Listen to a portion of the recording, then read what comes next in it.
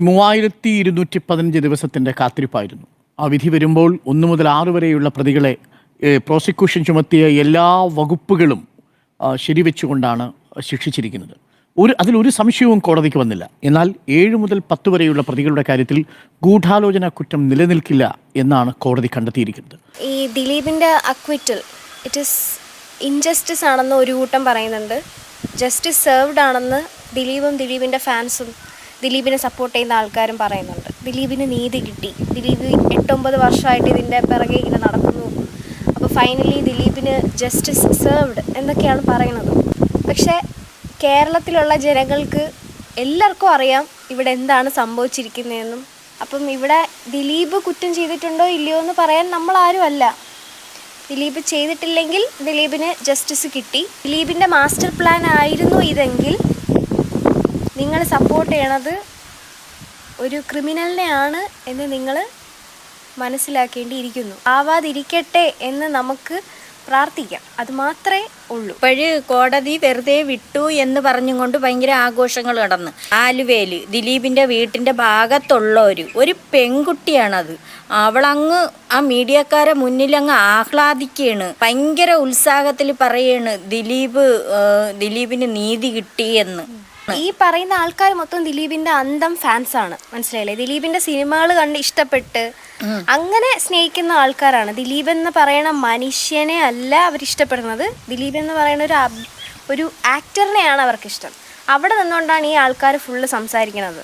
ദിലീപിനെ ഒരുപാട് പേര് ദിലീപിനെതിരായിട്ട് പറഞ്ഞവർ ഇപ്പം ദിലീപിനെ സപ്പോർട്ട് ചെയ്തുകൊണ്ടാണ്, കൈയടിച്ചുകൊണ്ടാണ് മുന്നോട്ട് വന്നത്. കോടതി ദിലീപ് തെറ്റുകാരനല്ല എന്ന് തെളിയിച്ചെന്നും പറഞ്ഞുകൊണ്ട് ഒരു കേസ് അതിൻ്റെ ലാസ്റ്റ് അന്തിമമായിട്ടുള്ള അതിൻ്റെ വിധി വരണേന്ന് വെച്ച് കഴിഞ്ഞാൽ തെളിവുകളുടെ അടിസ്ഥാനത്തിലാണ്. ഈ ദിലീപിൻ്റെ കേസ് നടന്നുകൊണ്ടിരിക്കുന്ന സമയത്ത് തന്നെ നമ്മൾ കുറേ സിറ്റുവേഷൻ കണ്ടതാണ്. അതിലുണ്ടായിരുന്ന 28ഓളം വിറ്റ്നസ് സാക്ഷികൾ ഒരുമിച്ച് വാക്ക് മാറി, കാല് മാറി. നടിക്ക് അനുകൂലമായിട്ട് നിന്ന് മൊഴി പറഞ്ഞവരെല്ലാം ഒറ്റയടിക്ക് ഒരുമിച്ച് അങ്ങ് വാക്ക് മാറ്റിയാണ് ചെയ്തത്. അവിടെ നിന്ന് തന്നെ നമുക്ക് വ്യക്തമാണ് ഇവിടെ ഇതിനകത്ത് എന്തൊക്കെയാണ് നടക്കുന്നതെന്നൊക്കെ. ആരാണ് ഇവിടുത്തെ മാസ്റ്റർ പ്ലാൻ എന്നും പൈസ എറിഞ്ഞ് കളിക്കുന്നുണ്ടോ, പണം എറിഞ്ഞ് കളിച്ച എല്ലാം നമുക്ക് അതിൽ നിന്ന് തന്നെ ക്ലിയർ ആണ്. കോടികൾ എറിഞ്ഞ് കളിച്ചു. ഇപ്പൊ ഇവിടെ സംഭവിച്ചിരിക്കുന്നതെന്ന് വെച്ച് കഴിഞ്ഞാൽ ആക്ട് നടത്തിയവര് ഓക്കെ, അവർക്ക് ശിക്ഷ കിട്ടി. പക്ഷെ അത് എന്തിനാണ് നടത്തിയത്, ആരാണ് ചെയ്യിച്ച ആള് വെളിയിൽ കിടക്കണതേ ഉള്ളൂ. അത് പെട്ടെന്ന് ഒരു ദിവസം രാവിലെ എണീറ്റപ്പോൾ പൾസർ സുനിക്കും ഗ്യാങ്ങിനും ഒരു ചിന്തയുണ്ടായി, ഒരു മോഹം തോന്നി. അതെ, മോഹം തോന്നി. നമുക്കിന്ന് ഒരു വെറൈറ്റിക്ക് വേണ്ടിയിട്ട് ആ നടിയെ നമുക്കൊന്ന് കാറിൽ കയറ്റിയിരുത്തി തട്ടിക്കൊണ്ടുപോയി അതും ഇങ്ങനെ. ഈ യവന്മാർക്ക് ഈ നടിയുടെ അടുത്ത് ഒരു വൈരാഗ്യവും ഇല്ല, ആരും പറയാതെ അങ്ങനെ തോന്നിയതാണ്. ഒരു സുപ്രഭാതത്തില് അതൊന്ന് സംഭവിച്ചു പോയി. 1 മുതൽ 6 വരെയുള്ള പ്രതികൾക്ക് പ്രോസിക്യൂഷൻ കണ്ടെത്തിയത് കൃത്യമായ കാര്യം. പക്ഷേ 7 മുതൽ 10 വരെ ഗൂഢാലോചനയ്ക്ക് തെളിവില്ല.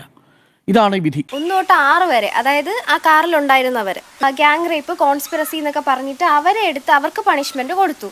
പക്ഷേ എന്തുകൊണ്ട് ദിലീപിന് കിട്ടിയില്ല? ഇത് ഗൂഢാലോചന, ഇതിന് തെളിവ് കൊണ്ടുവരാൻ ഭയങ്കര പാടാണ്. കാരണം ഇപ്പം നമ്മൾ രണ്ടുപേരും ഇരുന്നൊരു ഗൂഢാലോചന നടത്തുവാണ്, നാളെ നമുക്ക് ഇന്ന ആളെ തട്ടിക്കളയാം, ഞാനാണത് പറഞ്ഞത്.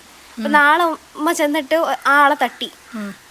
പക്ഷെ ഞാൻ ഉമ്മടുത്ത് പറഞ്ഞതിനൊരു തെളിവില്ല, because there is no video recordings ഇല്ല, ഞാൻ രഹസ്യമായിട്ടിരുന്ന് പറയുന്നതാണ്. അപ്പോൾ നമുക്ക് അതിനൊരു ഡയറക്റ്റ് എവിഡൻസ് കൊണ്ടുവരാൻ പാടാണ്. സോ ഇതാണ് ഇവിടുത്തെ കോൺസ്പിറസിയുടെ ഒരു പ്രശ്നം. It is done in secrecy. നമ്മളെ അത്ഭുതപ്പെടുത്തുന്നുണ്ട്. നിലവിൽ വിധി പ്രതീക്ഷിച്ചതോ?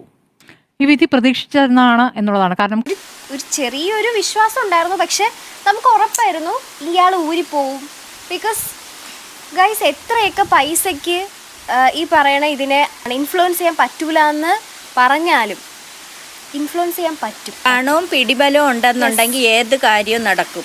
ഉറപ്പായിട്ടും കുറേയൊക്കെ എവിഡൻസുകൾ നശിപ്പിക്കാൻ പറ്റും, വിറ്റ്നസ്സുകളെ ഹോസ്റ്റൈലാക്കാൻ പറ്റും, പോലീസ് ഇൻവെസ്റ്റിഗേഷൻ കുറച്ച് വീക്ക് ചെയ്യാൻ പറ്റും, സ്ലോ ആക്കാൻ പറ്റും. അങ്ങനെയൊക്കെ കുറേ കാര്യങ്ങൾ ഇതിനകത്ത് പൈസയ്ക്കും പവറിനും ചെയ്യാൻ പറ്റും. അതിവിടെ നല്ല പോലെ നടന്നിട്ടുണ്ട്. പക്ഷെ അവിടെ ഹാജരാക്കിയ എല്ലാ തെളിവുകളും ഇല്ലെന്നാണ് പറയുന്നത്, രേഖകള്.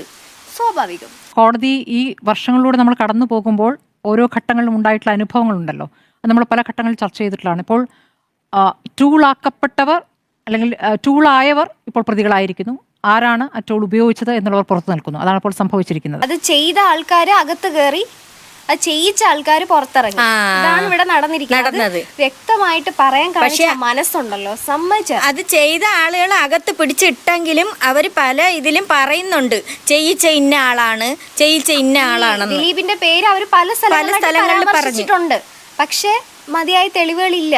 നമുക്ക് തെളിവുണ്ടെങ്കിൽ മാത്രമേ ഒരാളെ ശിക്ഷിക്കാൻ പറ്റത്തുള്ളൂ. സോ അല്ലാതെ നമുക്കൊന്നും ചെയ്യാൻ പറ്റത്തില്ല. തെളിവുകൾ അവരെന്തായാലും കുറെയൊക്കെ നശിപ്പിച്ചു, കുറെ വിറ്റ്നസ്സുകളെ അവര് മറിച്ചു, അങ്ങനെ കുറെ കാര്യങ്ങൾ ചെയ്തിട്ടുണ്ട്. ശിക്ഷ കിട്ടണില്ല എന്നുണ്ടെങ്കിൽ ദൈവത്തിന്റെ ഒരു കോടതി ഉണ്ട്, ദൈവം ചോദിച്ചോളൂ. ഇപ്പൊ കണ്ട് ചിരിക്കണവരും കൈയടിച്ച് ചിരിക്കണവരും എല്ലാവർക്കും ഒരു സമയം വരും. ഇപ്പോൾ പ്രോസിക്യൂഷന്റെ തെളിവുകളുടെ അഭാവമല്ല, പ്രോസിക്യൂഷൻ ഇത് ഗൂഢാലോചന തെളിയിക്കുക എളുപ്പമല്ലല്ലോ. ഇപ്പോൾ ക്രിമിനൽ ഗൂഢാലോചന എങ്ങനെയാണ് തെളിയിക്കുന്നത്? അതിൽ മൊഴികളുടെയും സാഹചര്യ തെളിവുകളും തമ്മിൽ കോർത്തു വെച്ചുകൊണ്ടാണ്. ആ നടപടികളിലേക്കൊക്കെ പ്രോസിക്യൂഷൻ വളരെ ഗംഭീരമായി തന്നെ കടന്നു പോയിട്ടുണ്ടെന്ന് നമുക്കറിയാവുന്നതാണ്. ഓരോ ഘട്ടത്തിലും അതൊക്കെ നമ്മൾ ചർച്ച ചെയ്തിട്ടുള്ളതാണ്. അപ്പോൾ 125 തെളിവുകളാണ് പരിഗണിക്കപ്പെടാതിരുന്നത്. 125 തെളിവുകൾ. അതിൽ നമ്മൾ ഏറെ ചർച്ച ചെയ്ത ഏറ്റവും പ്രധാനപ്പെട്ട ഒരു കാര്യമുണ്ടല്ലോ, മെമ്മറി കാർഡ്. മെമ്മറി കാർഡിലെ ഹാഷ് വാല്യൂ 3 തവണ മാറി എന്നുള്ളത്. ആ മെമ്മറി കാർഡ് എവിടെയായിരുന്നു? കോടതി മുറിയിലായിരുന്നു. ഈ പറയുന്ന വിധി പ്രസ്താവിച്ച കോടതി മുറിക്കുള്ളിൽ നിന്നാണ് ആ ദൃശ്യങ്ങൾ പുറത്തേക്ക് പോയിരിക്കുന്നത്. അതിന്റെ ഉത്തരവാദി ആരാണ്?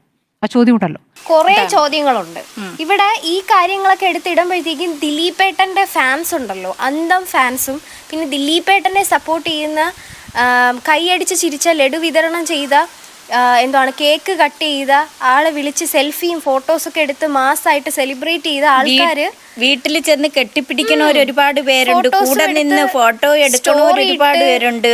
എന്തോ ഭയങ്കര വില്ലാളി വീരനായി വിജയിച്ചു വന്ന പോലെ, ഒരു പടവീരനെ പോലെയാണ് നിന്ന് ഇവന്മാര് ഷോ ഇറക്കിയത്. ആ ചെന്ന് കെട്ടിപ്പിടിക്കണവർക്കൊക്കെ വീട്ടില് ഭാര്യയും മക്കളും ഒക്കെ ഉണ്ട്, പെൺകുട്ടികളുണ്ട്, പെൺമക്കളൊക്കെ ഉണ്ട്. എന്നിട്ട് പറയുന്നു നമ്മുടെ ദിലീപേട്ടൻ തിരിച്ചു വന്നു, നമ്മുടെ ദിലീപേട്ടൻ കുറ്റക്കാരനല്ല.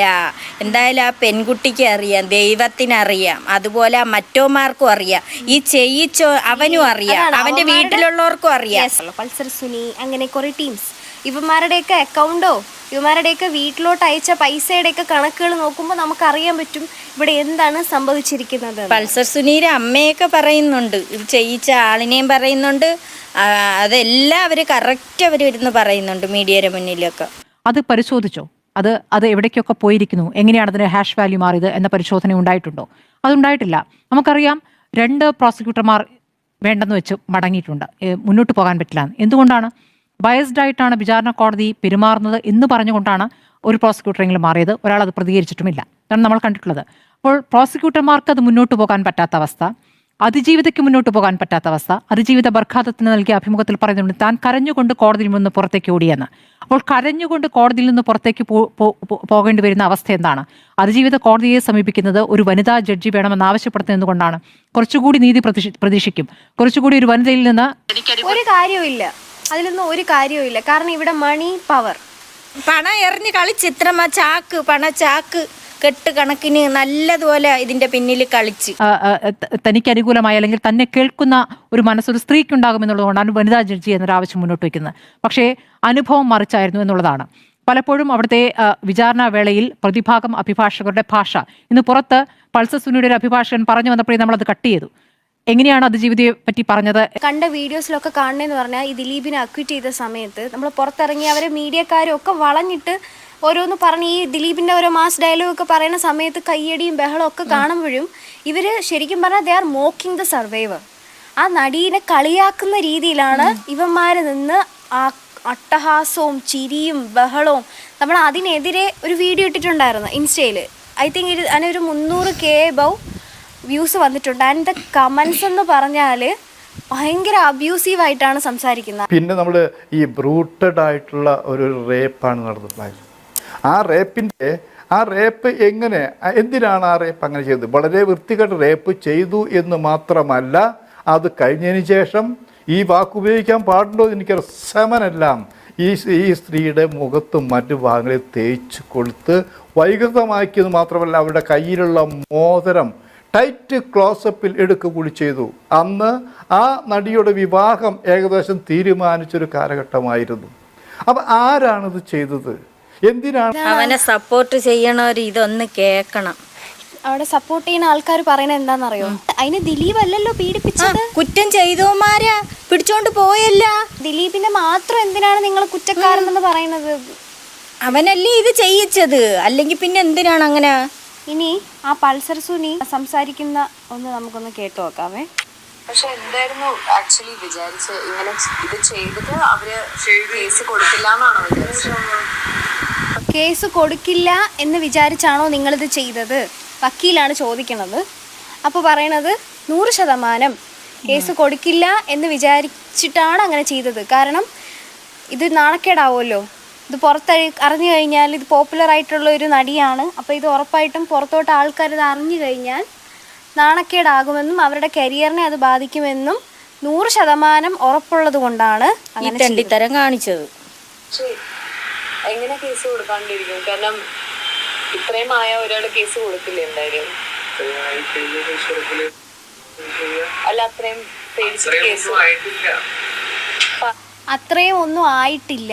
നിങ്ങൾ കുറച്ച് നേരത്തെ കേട്ട ആ ഒരു വീഡിയോ ഉണ്ടല്ലോ, ആ പുള്ളി പറയണത് റേപ്പ് ചെയ്യുക മാത്രമല്ല, അതിന് ശേഷം സിമൻ അവരുടെ ഫേസിൽ, എനിക്കത് പറയുമ്പോൾ ശരീരത്തിലും ഫേസിൽ തേച്ച് വികൃതമാക്കി എന്നാണ്. അത് അത്രയ്ക്ക് ബ്രൂട്ടലായിട്ടാണ് അവിടെ റേപ്പ് നടന്നിരിക്കുന്നത്. ആ ഒരു ഇൻസിഡൻറ്റ് ഉണ്ടായിട്ടും ഈ വൃത്തിയേട്ടവൻ പറയണത് എന്ത് നടന്നു, അതിന് വേണ്ടിയിട്ടൊന്നും നടന്നിട്ടില്ല. വണ്ടി ഓടിച്ചോണ്ട് തോന്നുന്നു. വണ്ടി ഓടിച്ച് മണികണ്ഠൻ മണികണ്ഠനോട് മണികണ്ഠ വണ്ടി എടുക്കും. ഞാനിവിടെ ബാക്കിലിരുന്നു. ഞാൻ മോഹം കിട്ടി. ഞാൻ പറഞ്ഞു, ഞാനൊന്നും സംസാരിച്ചില്ല. അതിനൊന്നും അവൾക്ക് എന്നെ മനസ്സിലായി. എന്നോട് ചോദിച്ചു ഞാൻ മാറ്റിവിടാൻ നോക്കി, പറ്റല്ല. ആ ഒരു ഇതൊന്നും അറിയില്ല, സഹകരിച്ചേ പറ്റുള്ളൂ. ഇവര് പെട്ടെന്ന് ചോദിച്ചു. ഇവർക്ക് അറിയാം, 90% ഇവർക്ക് അറിയാം. ഇവരുടെ മൈൻഡ് മാറ്റാൻ വേണ്ടി നമ്മൾ എന്ത് ചെയ്യും? നമ്മുടെ ആളെ പറയത്തില്ല, നമ്മളാരാണ് ചെയ്യിച്ചതെന്ന് പറയരുതല്ലോ. ഇപ്പൊ നേരെ എന്ത് ചെയ്യും? അവിടെ വ്യത്യാസം വരുത്തും. പറഞ്ഞ മനസ്സിലായോ? മനസ്സിലായി. മറ്റേ മാഡം പറഞ്ഞു. അത് തന്നെ അത് പറഞ്ഞു. അത് പറഞ്ഞത്. പക്ഷെ അതും എനിക്കറിയാൻ പാടില്ല ഇത് ഇങ്ങനെ ഇങ്ങോട്ട് ചെല്ലുന്നുള്ളത്. ഞാൻ വേറെ ദിലീപേട്ടന്റെ അടുത്തേക്ക് ചെല്ലാണ്ടിരിക്കാനാണ് ഞാൻ മാറ്റിയത്. കണ്ട ആണ് പെണ്ണായി. അന്ന് ഞാൻ നല്ല രീതിയിൽ മറ്റേ കണ്ണുപിടിക്കും. ഞാൻ എന്ത് ചെയ്യുമ്പോഴും